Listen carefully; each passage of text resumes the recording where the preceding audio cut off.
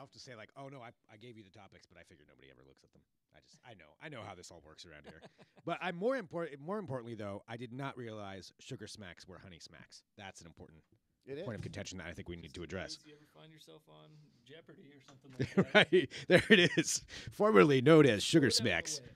Yeah. Okay. Did you drink the milk though for these sugar smacks? The thing, eventually, yes. But the thing about these cereals, the reason I was so obsessed with them is that I wasn't allowed to have them. Oh, That's it was forbidden fruit. In the case of Fruity Pebbles, it was literally forbidden fruit. I was allowed to have them, although I didn't really eat them that much because I didn't have much of a sweet tooth, but I would still lord them over my friend. The reason I was excited to go have slumber parties or sleepeovers with friends was that their parents didn't know that I was not supposed to have those cereals.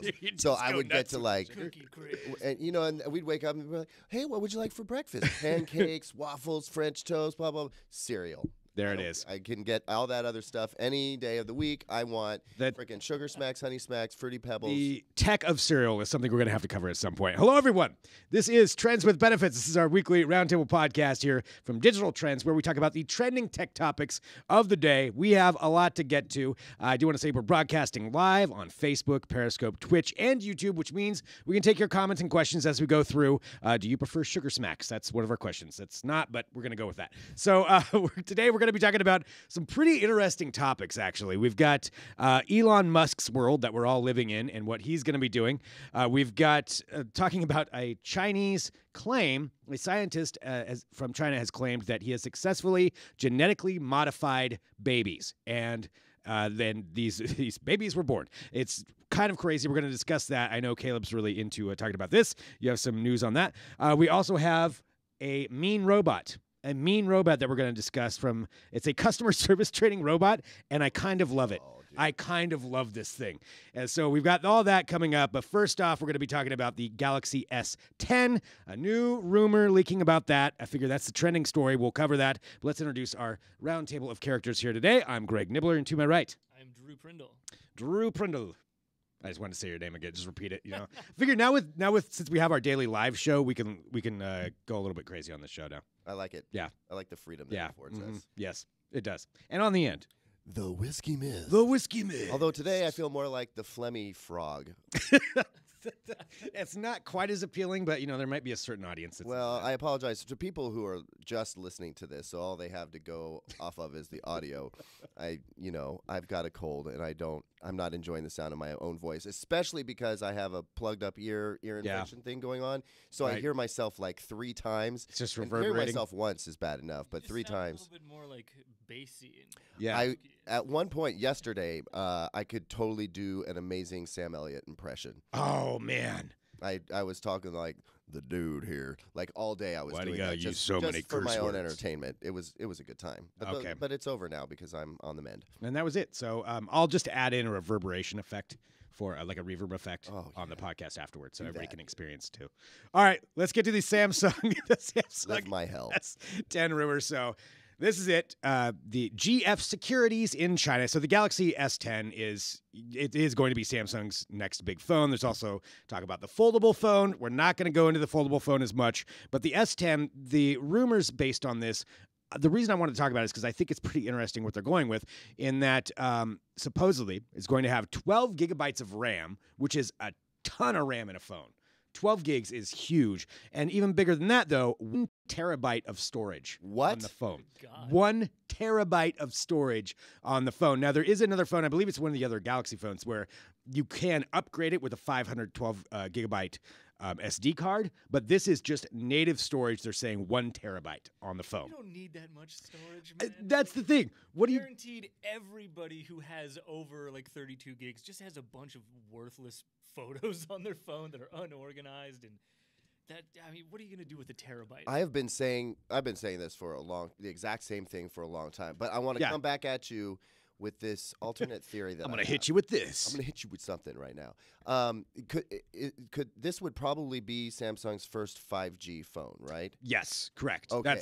It's pretty much, I think that's a safe thing to go on, that they're going to have 5G capability on it. So that's the trend with all of the phones next year. Because I'm kind of brain farting from having this cold, I'm forgetting the technical term. Maybe Drew will remember. It's a computing term, but it's basically the idea that we're shifting away from cloud computing. Oh, edge computing. Edge computing.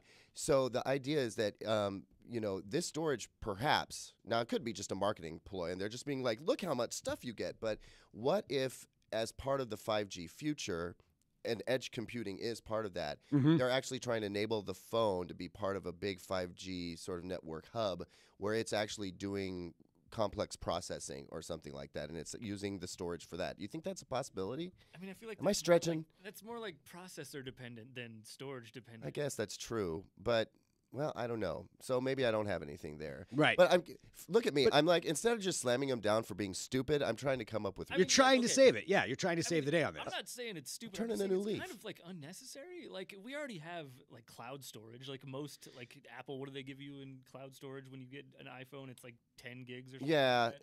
Yeah. Well, they give you a little bit, and then they ask you to pay for it, and that's the reason then you why have to upgrade it. That's why I don't back up my phone to iCloud, because I would have to pay for that, and I'm old school. I still plug it into my computer, but like I will tell you, yeah.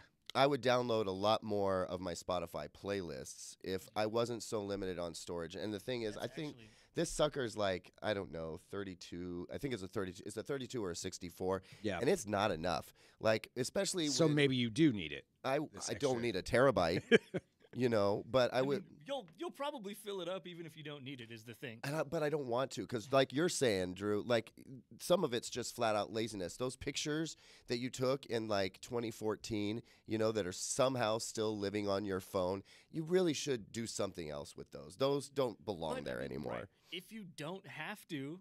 It's just I guess that's true. You also did make a good point though about being able to download like Spotify playlists, and also increasingly you can do that with Netflix movies. Yeah, I was gonna say So Netflix. I feel like that would be huge if you could store more than just like one movie at a time on your device. Well, if it's a 4K device and they want to talk about being able to download 4K video, you need crazy amount of storage for that. Also, high-res audio is like, it's kind of going somewhere. So if you're a Tidal person, you want to download the Tidal stuff, that's lossless audio, and it's huge amount of space off your phone. So it sounds like we've talked our way in now that the terabyte is 100%. Yeah, go for it. We want the terabyte. Too much more. Yeah, I'm into it. I think it's going to cost a ton. Well, yeah, it's going to cost a lot. Samsung phone. It's going to cost over $1,000, but whatever. That's part of it. The foldable phone might be up to $2,500. Was the latest. The 12 gigs of RAM, though. Look, I remember I was excited not that long ago to get 4 gigs of RAM in my PC. I was going to say in your computer. Yeah. You know what I mean? I was like, sweet, I'm going to be able to play Fortnite at a higher, frame rate or whatever the hell. I just showed. Whatever you kids are up to. Can you tell I'm the TV guy? Hello, fellow kids. Matt Smith and Luke Larson are just laughing their asses Space off. Invaders going and no, I sugar needed snacks. I just, actually, when I was trying to watch 1080p video on a PC, a couple years back, the only solution was to get some more RAM and beef up the processor a little bit. You needed one to do the other, but 12 gigs in a phone sounds insane. It is a lot. Yeah, but that's what they're talking about. I mean, because they have to do something to stand out from iPhone, from everything. Do you think it has something to do with the fact that it has like 6 cameras? I'm wondering if it has something to do with the AR capability, because 12 gigs of RAM, if they are adding some kind of AR in there, you do need that kind of processing power. So maybe that's part of it. I mean, hard to say. Again, it's a rumor, but the rumors for these have been correct before. How far out are we from the actual release date? Do we know?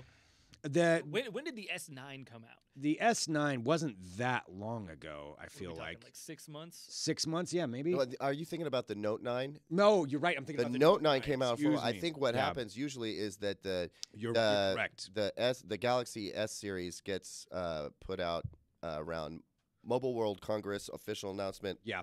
Released like a month later. Yeah. Okay. So March, April, that'll come out. Man, we got a long time to chew on some rumors. Well, and there's going to be a lot that'll come at CES too, I think, for a lot of these companies, especially the foldable side. Everybody seems to have a foldable phone that they're going to debut there, but we'll find out more about that. You can follow digitaltrends.com, check out all of our mobile coverage right there, and we need to get to our other topics because we have some fun stuff to talk about too. So let's talk about this Chinese gene CRISPR, which is just strange to say even out loud. But this is the story. I want to make sure I get the facts right here. So, if you know what a CRISPR is, that's the gene editing technique where you can actually edit genes. Some of the ideas for this are really good in that, you could create drought-resistant plants. You could modify things along those lines that could have actual benefits to humanity.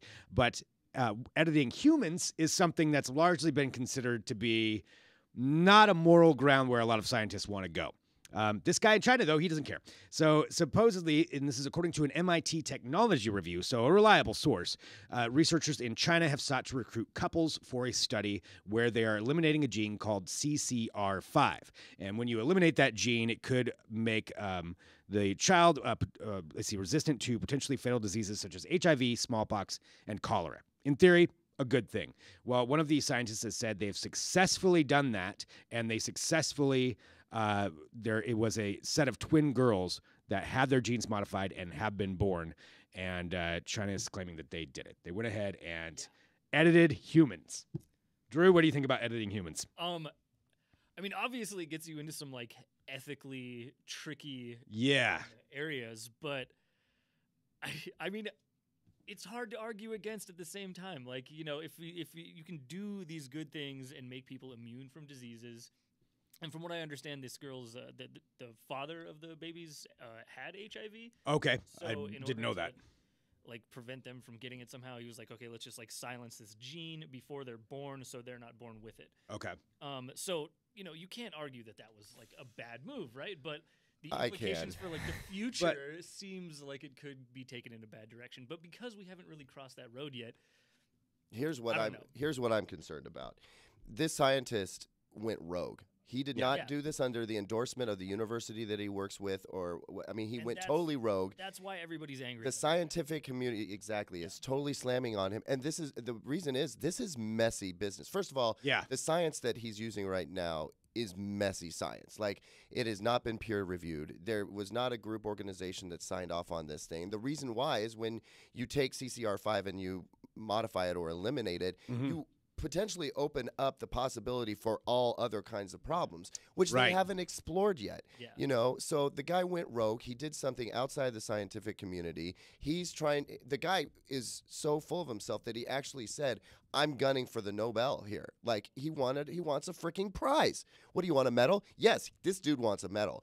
And so he went way out of his rights. And not to mention the fact that the whole gene editing embryos that you actually bring to term and bring to life as humans is a really contentious thing. That's bad enough, but then you introduce the fact that this is bad science, and it could potentially do damage to furthering this, because to Drew's point, I mean, I get the idea. If we can make it possible for those who don't have the genes to naturally resist HIV, which, as I understand it, China and certain European ethnicities lack a certain genetic resistance to HIV, then we want to do that. We totally want to do that, but do it the right way and don't ruin the party for everybody else. Proper channels to go through. And exactly. That's why human trials on CRISPR have been kind of like progressing at a very slow pace. We try it on other animals before we move into human trials, and even those are just extremely tightly regulated.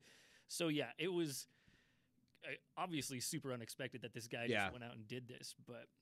There's a lot. They're alive now, though. Apparently, there's also a third baby that has yet to be born that he's, it's... Dude, I didn't even hear about that. Are you serious? Development. There's another one that... I mean, the thing is, where do you stop there if you don't set some kind of a ground level before you start doing this? And I agree with you. You don't...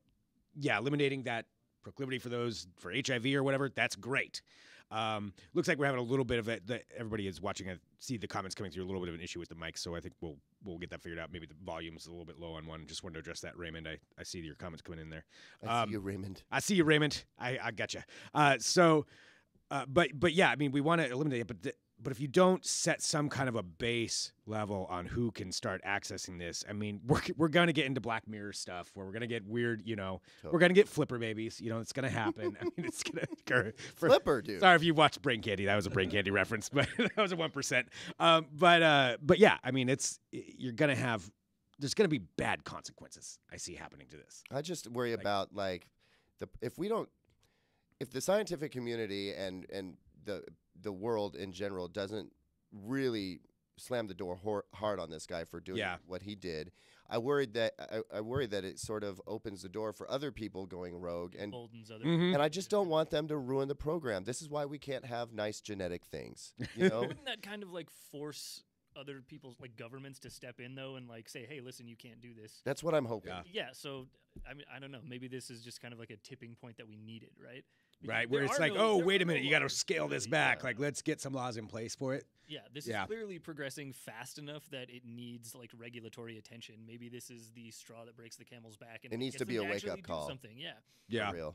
I agree. Yeah. Well, that's what they're claiming, and there's all kinds of. I mean, just recently, there's so many different claims that are coming out of China for a lot of different things that they're doing. Who knows how many are actually real? I mean, they've claimed they have quantum radar now. They've claimed that what they made that sun, their own sun that they had that they they're almost ready to fuse. Yeah, they're almost ready to fuse nuclear fusion. So yeah, there's a lot of claims, but this does seem to. Are they still? Has a lot of people backing it up. To the moon, was that a thing? Or did You're right. They were going to build a bridge to the moon. The other, not even a space elevator, like a bridge to the moon. Like a space elevator. Yeah. Oh yeah, everybody's been trying to do it for like decades. They were claiming they were going to do it, and then there's also they're going to build an underwater city. Was the latest one. That's right. And you're going to go live in it. Yeah, I will live in it. Yes, but with all the autonomous robots. Do a roundup of all of the things that China has promised. There does need to be article. There needs to be an article. All the unfulfilled like. I mean, to be fair, over the moon promises like of 2018. As well, but yeah, that could be a fun. But just recently, there are so many claims that are coming out of there. Ramping it up right now. They are really doing about that. That's a really good idea. Drew. Yeah. Well, there it is. So that's the rumors that are coming out of China that we have right now. Let's go on to our next topic, though. Somebody who is on the forefront of a lot of different technology, thankfully not editing genes yet that we know of, and that's Elon Musk. Like, we live in Elon Musk's world at this point. I mean, when it comes to, or that's what he wants. I would say. I see some discerning faces over here who are not agreeing with me on that. But I mean, if everything he claims that he's going to do comes to pass, I mean, he is, the supervillain of our time. Or, I mean, the superhero of our time. However you want to phrase that. I know which side you're on. Yeah, I know. I waver sometimes, though. Didn't somebody put the smackdown, or didn't like a municipality put the smackdown on one of his boring company? That is exactly what we're going to talk about. Yeah, okay. That and so there's two different things I wanted to bring up, Elon, in the news over this last week, and that is one of the things. For his boring company, which is his goal to build a tunnel underneath cities to where it's not a tunnel, multiple tunnels. Yeah, multiple tunnels stacked on top of tunnels. Yeah, tunnels on tunnels, and to where it would be a new form of transportation to eliminate gridlock. There's like a pod that you would get into. You've got a little video demonstration if you're watching on the video side of what it would in theory look like, and so where it's all automated, so you would just zip around underneath the ground to get to where you need to go, and he's working on this in LA right now. And one of the proposed tunnels, that like 3.5 mile test long tunnel, I believe it was. I could be wrong on the length, but it was going to run alongside one of the freeways. That was squashed by some neighborhood associations who said they didn't want the tunnel going through because they claimed that there wasn't enough environmental testing for it. And this is just going to be a test tunnel, but these two neighborhood organizations came together and they completely got it shut down. Which is a very LA thing to do. It is. I mean, was that your LA accent? Well, yeah. What are you doing here? I, for one, love our congested traffic. I don't want it to change. I guess it's LA and that, it's California thinking about the environment. That's cool. We West Coasties tend to do a lot of that kind of thing. We're preoccupied with it. Right. But yeah, I mean, it's such a progressive area. I'm surprised that they jumped on this. I'm more concerned about like what earthquakes will do to these tunnels. Yeah, like if something terrible happens. God, and also, LA could just fall into the sea at one point. Well, I think we're gonna happen. Yeah, that's gonna happen. Then it won't matter if there's tunnels there or not. That's the best way to look at it. It won't matter. It's all gonna be living in the ocean soon enough. Yeah. Okay. Yeah, I like that idea. Maybe that's why Elon Musk and the Boring Company are making all their mistakes there, because eventually nature will just erase it off of the face of the planet. This is why the Chinese underground city is a good idea, and you're all going to be jealous when I'm living down there. So that one got put down. And the other thing, though, is he's continuing on. They're working on another one that I guess is going to go from Dodger Stadium to possibly downtown, but they also have the test track. The test track on December 10th supposedly is going to be open to the public for you to go down there and take a test ride on one of his pods for the boring tunnels. And I want to try this. Let's go. Yeah. I have two questions. How fast will we go, and for how long? I don't know, and this track is not very long. It's not long. What is it, like only a mile or two? It's something like that. Yeah, and I don't even know if they've said specifically what you're going to be able to do. All right, if it only lasts for like 20 seconds, I need to at least be going like 125 miles per hour. Well, there was that video that they released thing. A while back of one of the sleds that's going to be inside of these things, and it was whipping past these lights in the tunnel, and it looks like it's going pretty quick. Yeah. I can't remember the exact. I think I saw on the B-roll that they just played, the sort of the computer animation of the whole thing. They had a speed indicator in the lower left, and it was like 123, 124. Yeah, it's supposed. That's to why I came up with that number. I'm like, okay, that's cool. Let's go 125 miles per hour. There's no way they're just gonna start putting people. Put random people. With like the come on in, yeah. Why not, Drew? Come on, hop in. They've got like a carnival operator there. Like they've clearly got enough legal problems as it is with like California Homeowner Association. Maybe they, 125 miles an hour. The right color, and we don't want it built in our neighborhood. It sounds like a Jurassic Park. There, see, check it out. 123, 124 miles per hour. That's the ideal. So no, maybe on test day they don't do that. But wouldn't it be cool if there was like this Jurassic Park moment where Elon is there during test day, and on the very last ride, he's just like, "Goose it, I want to go over 100." Let's test this baby out. He puts a bunch of his own family members on there and is like, "No, it's fine. Let's just send him on down." Well, he is. So that's what's going on. I think we need to be down there December 10th. Obviously, all right, that needs to happen. Who can make that happen? Be live. Somebody sponsor that. Somebody trip. in this room make this happen. We need to go. Yes. I mean, how do you even I am get worried tickets? though that all it's going to be is like, all right, guys, here's the tunnel, and done. That's the end of it. It's like, see how long it is. Look at it. Take a look. Well, sweet tunnel, right? That's one Elon Musk side of this. The other one is his space travel, his space adventures. Elon Musk and his space adventures. And with SpaceX, they've been testing out a lot of rockets. They're doing a great job with that, but he has his plan. I'm not even going to talk about the Mars side of it, where he said there's a 70% chance he ends up on Mars in his lifetime. But they are planning on having the first private spaceship that will ferry crew back and forth to the International Space Station.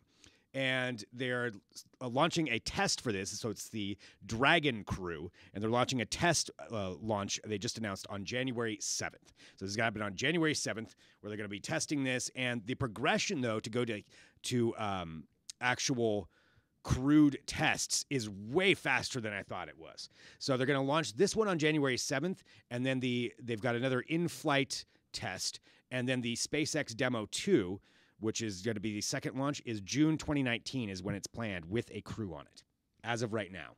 With a crew, not like tourists. No, a crew. Okay. But a crew, but I mean actual people going up on a private company's rocket. I mean, that's a huge deal. That's fast moving. It's fast moving. And they're right behind them. And I didn't even realize this. Boeing is also right behind. So the Boeing is just a couple of months behind on each step, with also trying out the same thing.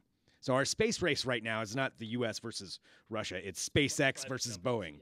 Yeah, that is the big space race that's happening. Do we need to get people to and from the space station that frequently and fast? I think the idea is once they can do it, then there's the tourism aspect, because they also want to do it since it's private. You can also have a tourism. I'm sure the aspect. people on the International Space Station are stoked for tourists.